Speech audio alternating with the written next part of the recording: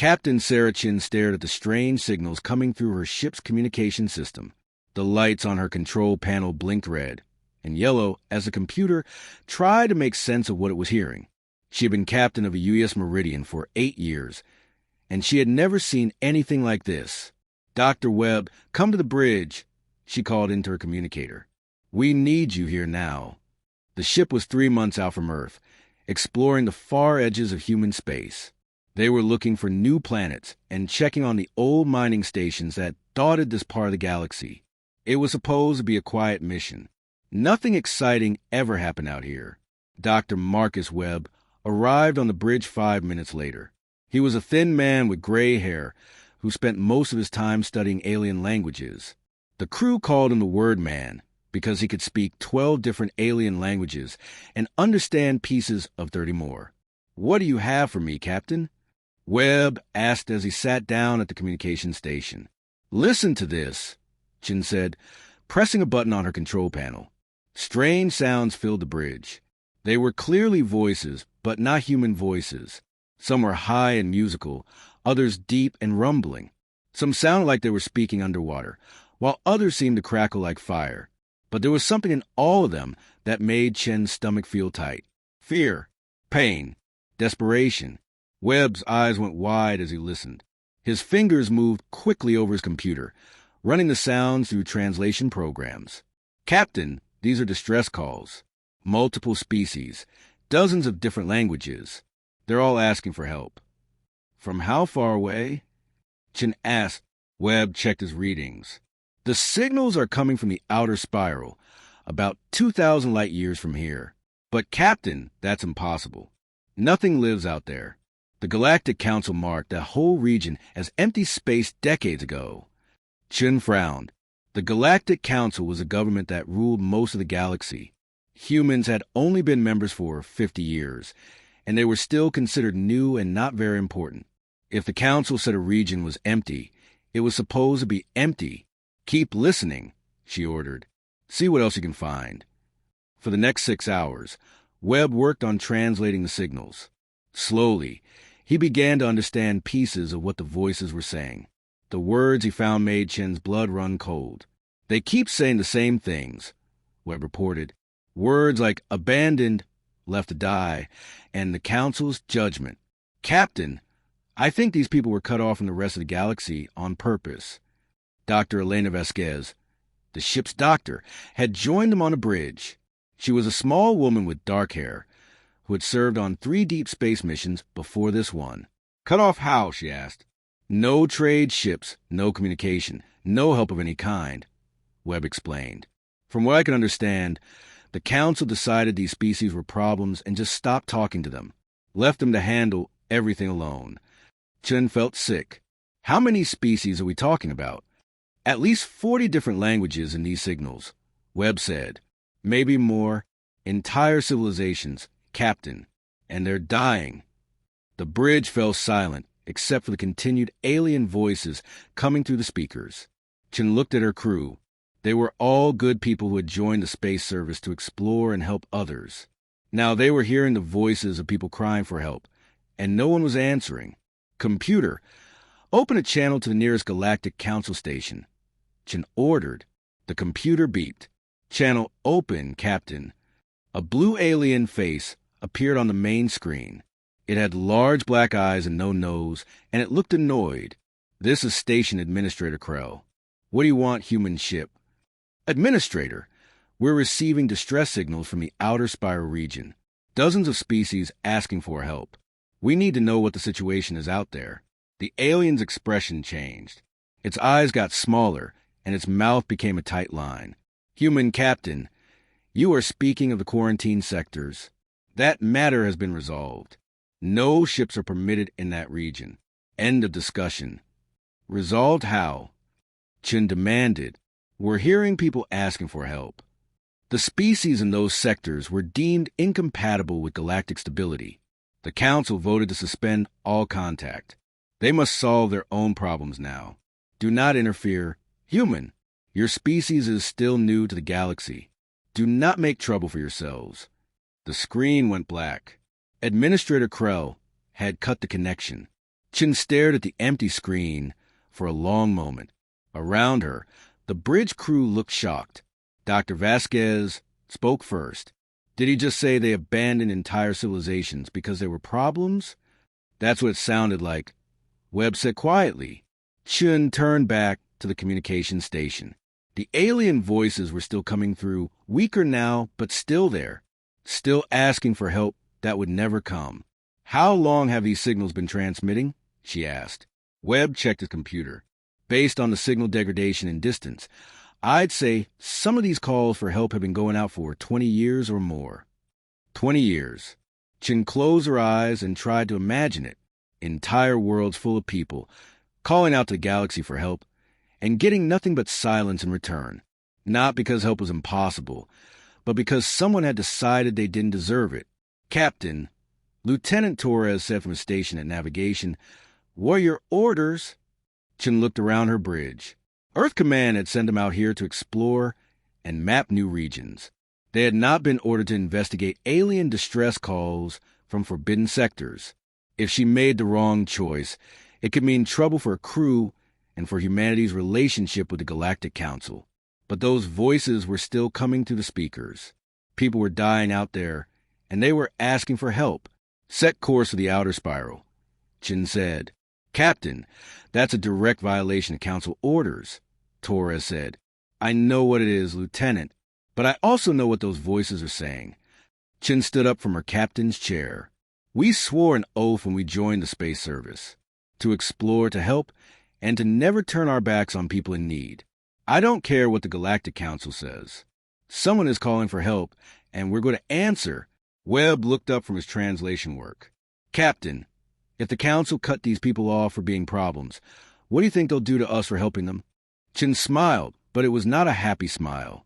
I guess we'll find out, Dr. Webb.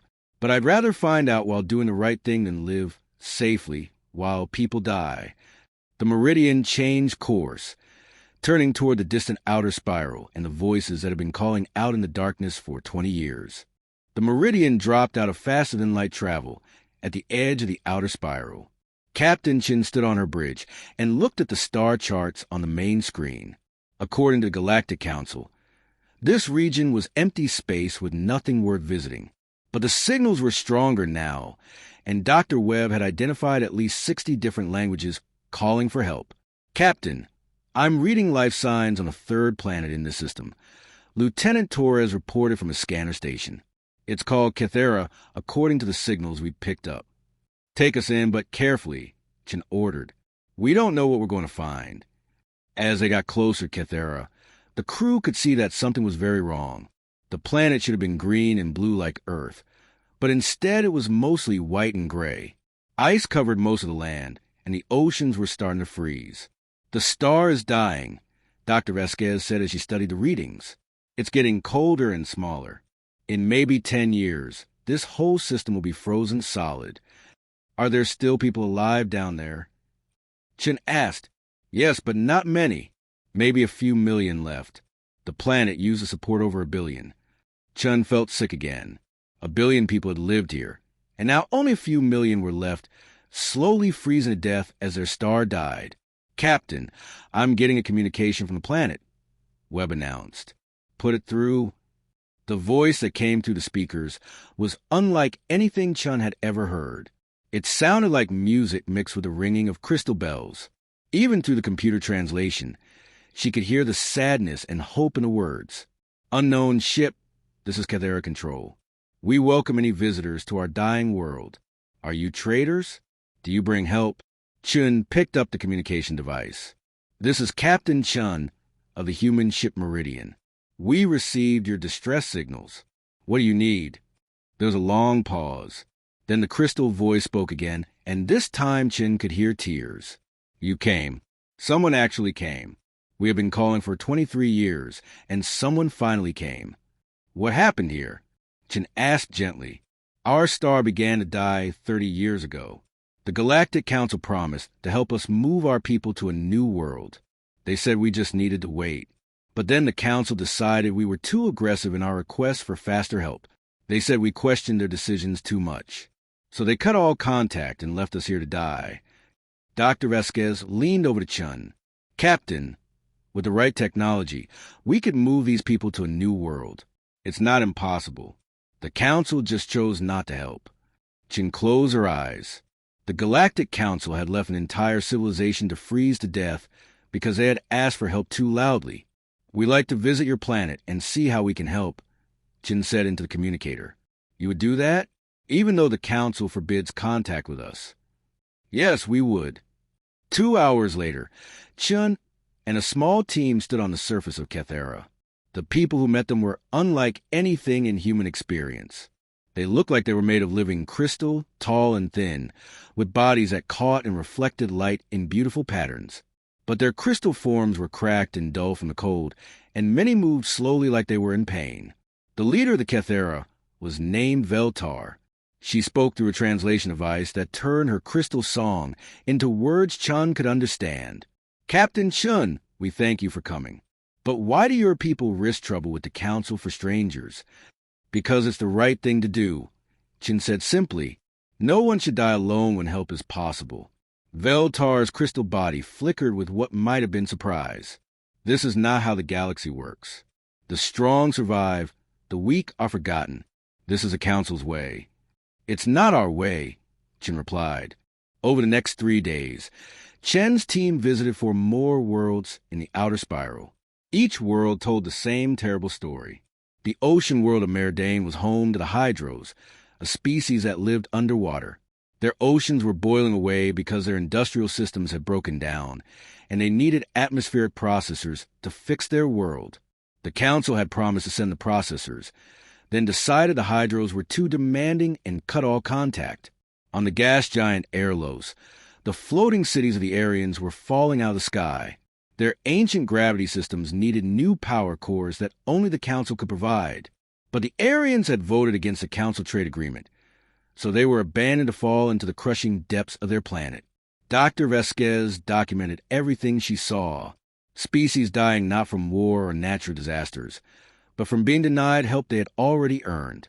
Technologies being withheld not because they were impossible to provide, but because someone had decided these people didn't deserve them. "This is genocide," she told Chin after visiting the 7th world. "They're killing entire civilizations by doing nothing." "It's worse than that," Dr. Webb added. "I've been studying the records these people kept. Many of these species had knowledge and technology that could help the whole galaxy. The Villani understand crystal communication better than anyone. The Hydros have perfected underwater farming that could feed billions. The Aryans can control weather patterns. The Council isn't just destroying these people. They're making the galaxy poorer by losing all this knowledge." Chen sat in her captain's chair and looked at the reports her team had prepared. 47 worlds visited, 47 civilizations slowly dying, and all because they had questioned the Council's decisions or been judged as problems. "Captain," Lieutenant Torres said, "we have an incoming message from Earth Command." Chen's stomach dropped. Someone had told Earth about what they were doing. The message was from Admiral Harrison, Chen's direct superior. His face on the screen looked angry and worried. "Captain Chun, you're ordered to cease all contact with quarantine sectors immediately and return to Earth. The Galactic Council has contacted Earth Command directly. They are very unhappy about your unauthorized mission. You are to return immediately for debriefing. Do not make contact with any more quarantine worlds. This is a direct order." The message ended, leaving the bridge in silence. "What are your orders, Captain?" Torres asked quietly. Chin looked around her bridge. Her crew was waiting for her decision. Behind them, the communication station was still receiving distress calls from dozens of worlds. People were still calling for help. She thought about Admiral Harrison's order. She thought about Earth Command and humanity's place in the galaxy. She thought about what would happen to her career, and maybe to her crew if she disobeyed. Then she thought about Veltar and her dying people. She thought about the Hydros watching their oceans boil away. She thought about the Aryans falling into the depths of their world. "Send a message back to Earth Command," Chin said. "Tell them we're experiencing communication difficulties and cannot return immediately due to engine problems." "Captain, that's not true," Torres said. It will be true if you don't fix the engine problems I'm about to order you to create, Chen replied with a small smile. We're not done here yet. These people have been waiting 20 years for help. They can wait a little longer, but I won't make them wait alone. Captain Chen knew she was in trouble the moment her ship's communication system came back online. 47 messages waited for her from Earth Command, each one more angry than the last. The final message was from Admiral Harrison himself, and his face was red with fury. Captain Chun, you will return to Earth immediately or face court-martial for disobeying direct orders. The Galactic Council is threatening to expel humanity from galactic civilization if you continue this unauthorized mission. You are putting our entire species at risk. But Chen also had other messages. Dr. Webb had sent their findings back to Earth through unofficial channels, and somehow the information had spread far beyond military command. Scientists, journalists, and ordinary citizens had seen the videos of dying worlds and heard the translated distress calls. Captain, look at this, Dr. Vasquez said, showing Chun her personal communication device. My sister on Mars sent me this news report. The report showed crowds gathering in human cities across dozens of worlds. People were angry. They had seen footage of the crystal people of Kethera slowly freezing to death. They had heard the hydros begging for help as their oceans boiled away. The reporter spoke with emotion as she described humanity's discovery of the abandoned sectors. The question facing humanity today is simple, the reporter said. Do we follow orders and let entire civilizations die, or do we risk everything to help strangers who have no one else? Chen watched more reports. On the mining colony of New Montana, workers were loading supply ships with thermal generators and atmospheric processors. On the agricultural world of Green Valley, farmers were sending food and water purification systems. Even on Earth itself, people were donating money and equipment for relief missions. But the Earth government was not happy. President Williams appeared on every news channel, warning people that unauthorized missions to the quarantine sectors could lead to war with the Galactic Council. We cannot risk humanity's survival for alien species we barely know, the president said. I understand people want to help, but we must think of our own people first. His words fell on deaf ears. Captain Jake Torres of the freight hauler New Horizons was the first to openly defy the government ban. He was not related to Lieutenant Torres on Chen's ship, but he shared the same stubborn determination that seemed to run in human blood. I've got a ship full of thermal generators and enough food to feed 1 million people for a year, Torres announced on Galactic News. I'm taking it to Kethera, and anyone who wants to stop me can try. Torres was not alone. Within days, hundreds of human ships were heading toward the quarantine sectors. Some were merchants who changed their routes. Others were colonial militias pooling their resources. A few were even pirates who decided that stealing from the Galactic Council to help dying aliens was better than stealing from other humans. The Council response was swift and harsh. They sent warships to stop the human relief convoys, claiming they were terrorist operations designed to destabilize galactic peace. But the humans had learned something about fighting that the galaxy seemed to have forgotten. When the Council tried to stop Torres's convoy, they found themselves facing not one ship, but 50. When they disabled one vessel, 2 more took its place. The humans used every trick they had learned from centuries of warfare on Earth. They split into small groups, used false transponder codes, and coordinated their movements through encrypted communications the Council couldn't break. Chen watched the news reports from her position in the quarantine sectors, where she was still helping coordinate aid efforts. She felt proud and worried at the same time. Proud because her people were doing the right thing. Worried because she knew the Council would not tolerate this challenge forever. Captain, Webb called from the station. I'm getting a priority message from the New Horizons. They're requesting permission to land on Kethera. Permission granted, Chen replied. 2 hours later, she stood with Veltar and watched Torres's convoy land on the frozen surface of Kethera. 50 human ships carrying everything from heating equipment to food supplies to medical gear. But Torres had brought something even more valuable than supplies. We brought engineers, he told Veltar through the translation device. People who know how to move entire populations from one world to another. If you want to leave this place, we can help you do it. Veltar's crystal body flickered with colors Chun had never seen before. You would do this?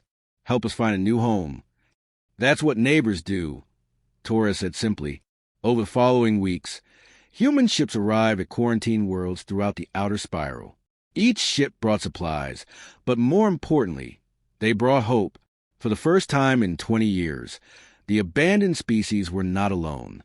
The Hydros received atmospheric processors that began cleaning their poison oceans. The Aryans got new power cores for their floating cities. Species that had been slowly dying began to stabilize and even thrive. But the humans also learned something unexpected. The abandoned species had technologies and knowledge that could help humanity too. The Villani showed human engineers how to build crystal communication networks that worked instantly across any distance. The Hydros shared underwater farming techniques that could feed entire worlds. The Aryans taught humans how to control weather patterns on hostile planets. Dr. Vasquez documented everything in her reports back to Earth. These people aren't just refugees we're helping, she wrote. They're potential partners with knowledge we never dreamed of. The Council didn't just abandon them. They threw away technologies that could benefit everyone. Meanwhile, the political situation continued to worsen. The Galactic Council issued ultimatums to Earth, demanding that all human ships leave the quarantine sectors immediately. When Earth government tried to order the relief convoys home, most simply ignored the orders. You can court-martial me when I get back. Torres announced on an open channel that the whole galaxy could hear. But I'm not leaving while people need help. Chun received word that Admiral Harrison was personally leading a fleet to the quarantine sectors to forcibly recall all human ships. She also received word that the Galactic Council was preparing military action against what they called human terrorist operations. But she also received messages from the abandoned species themselves. 47 different civilizations, all saying the same thing in their own languages. Thank you for not leaving us alone. Standing on the bridge of the Meridian, looking out at human ships working alongside alien vessels to save dying worlds, Chin made a decision that would change the galaxy forever. Open a channel to all human ships in the sector, she ordered. When the channel was open, she spoke words that would be remembered for generations. To all human vessels, this is Captain Chun. Command wants us to abandon these people and go home. The Council wants us to pretend we never heard their calls for help. But we know something they seem to have forgotten. When someone calls for help, you answer. When someone is dying alone, you stand with them. That's not just human nature. That's what civilization means. So we're staying, and we're going to keep helping until no one needs help anymore. The response in the human fleet was immediate and unanimous. Understood, Captain. We're with you. 6 months after the first human ships arrived in the quarantine sectors, something amazing began to happen. The abandoned species were not just surviving anymore. They were working together in ways that surprised everyone, including the humans who had come to help them. Dr. Amara Singh, a human scientist who studied how different species lived and worked together, watched in wonder as the Villani crystal people shared their technology with the underwater Hydros. The crystal communication networks that worked instantly across space could also work underwater, letting the Hydros coordinate their ocean farming across their entire world. Captain Chun, you need to see this, Singh reported from the planet Meridian. The Hydros have increased their food production by 300% in just 4 months. They're not just feeding themselves anymore. They're growing enough food to help other worlds. Meanwhile, on the gas giant Airlos, the floating Aryans were using their weather control technology to help terraforming efforts on a dozen different worlds. They could create rain where it was needed, clear storms that threatened settlements, and even adjust atmospheric pressure to make hostile planets more livable. The Aryans are incredible, reported Commander Torres from a supply ship. They can make a dead planet start breathing again in weeks instead of years. But the most amazing development was happening on a massive space station called Sanctuary. The station had once been a council facility where refugee species waited for years to be evaluated and usually rejected. Now it had become the center of something the galaxy had never seen before. They're calling themselves a Forgotten Coalition, Dr. Webb explained to Chun during one of their regular communication sessions. 47 different species, all working together. They share technology, resources, knowledge, everything. It's like they're becoming one big civilization instead of many small ones. Chun was studying the reports from Sanctuary when Lieutenant Torres announced an urgent communication from Earth. Admiral Harrison's fleet had arrived at the edge of the quarantine sectors, and he was demanding to speak with her immediately. Harrison's face appeared on the main screen, and he looked older and more tired than Chin remembered. Behind him, she could see the bridges of a dozen Earth military ships. "Captain Chun, this has gone far enough," Harrison said. "The Galactic Council has declared the Coalition a threat to galactic stability. They're preparing to use military force to break up what they're calling an illegal alliance. Earth cannot be seen supporting this rebellion." "Admiral, these people were abandoned and left to die," Chin replied. "All they're doing now is helping each other survive." "I know what they're doing, Captain, and I know why you're helping them. But the Council sees it differently. They think the Coalition is becoming too powerful, too independent. They want it stopped before it spreads to other sectors." Chun felt a chill run down her spine. "Spreads to other sectors?" "Captain, 3 Council member species have publicly questioned the quarantine policy. The Aldhari Trade Federation discovered that resources they thought were scarce have been artificially limited to maintain the quarantine. The Zentari Defense Corps is asking why their military has been used to enforce starvation instead of preventing war. The Council is losing control, and they blame the Coalition for it." Before Chun could respond, another voice broke into the communication.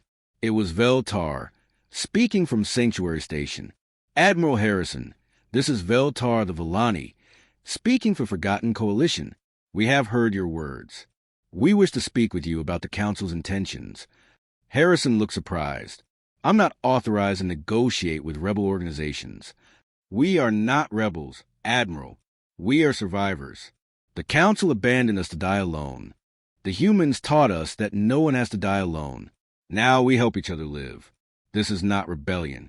This is civilization." Chin watched Harrison's face as he considered Veltar's words. She could see the conflict in his eyes. He was a soldier following orders, but he was also a human being who could see right from wrong. "What do you want?" Harrison asked finally. "We want the Council to stop calling us a threat for refusing to die quietly," Veltar replied. "We want them to stop sending warships to attack refugee convoys. And we want them to remember that civilization means lifting others up, not leaving them behind." The communication ended, leaving Harrison and Chin staring at each other across space. "Captain, the Council fleet will arrive in 3 days," Harrison said quietly. "They have orders to destroy Sanctuary Station and scatter the Coalition. I'm supposed to make sure no human ships interfere." "And will you?" Chin asked. Harrison was quiet for a long moment. "Captain, I've read Dr. Singh's reports about what's happening out here. I've seen the footage of species working together, sharing technology, helping each other build better lives. In 40 years of military service, I've never seen anything like it. Sir, I'm also a father, Captain. I have grandchildren who will grow up in whatever galaxy we leave them. Do I want them to inherit a galaxy ruled by fear and abandonment, or one built on cooperation and mutual aid?" Before Chin could answer, alarms began sounding throughout her ship. Lieutenant Torres was shouting from his station. "Captain, massive energy signatures approaching Sanctuary Station. It's the Council fleet. They're 3 hours early, and they're not slowing down." Chun ran to the tactical display. Dozens of Council warships were approaching Sanctuary at attack speed. But something else was happening, too. Ships were launching from all over the quarantine sectors. Not just human ships, but Villani crystal vessels, Hydro's bioships, Aryan cloud riders, and dozens of other species she didn't recognize. "They're all converging on Sanctuary," Torres reported. "Captain, I'm reading over 300 ships of different species, all moving to defend the station." Chin realized she was witnessing the birth of something unprecedented. The abandoned species weren't just working together anymore. They were willing to fight together. The Coalition had become more than an alliance. It had become a new kind of civilization. "Open a channel to Admiral Harrison," she ordered. Harrison's face appeared on screen again, and she could see that he was watching the same tactical display. "Admiral, The Council is about to attack a space station full of refugees and civilians, Chin said. What are your orders? Harrison stared at the display for a long moment. Then he turned to someone off-screen and spoke words that would change everything. Signal the fleet. All ships are to take defensive positions around Sanctuary Station.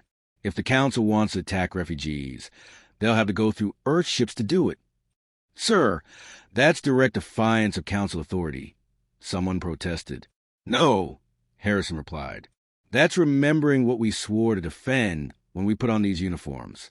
Signal the coalition. Tell them Earth fleet stand with them. As Chun watched, human military ships moved to join the growing defensive formation around Sanctuary Station. The abandoned had found each other, and now they had found their defenders. The Council fleet was still approaching, but they would not find helpless victims waiting for them. They would find something the galaxy had never seen before: unity. The Council fleet arrived at Sanctuary Station like a storm made of metal and fire. Admiral Keflon of the Hegemony Navy had brought 200 warships to destroy what the Council called a terrorist organization. What he found waiting for him changed everything. Captain Chin stood on the bridge of the Meridian, watching her tactical display as the Council ships slowed to attack formation. Around Sanctuary Station, over 400 coalition and human ships waited in defensive positions. But this wasn't like any battle formation the galaxy had ever seen. The Villani crystal ships created a communication network that let every defender coordinate instantly.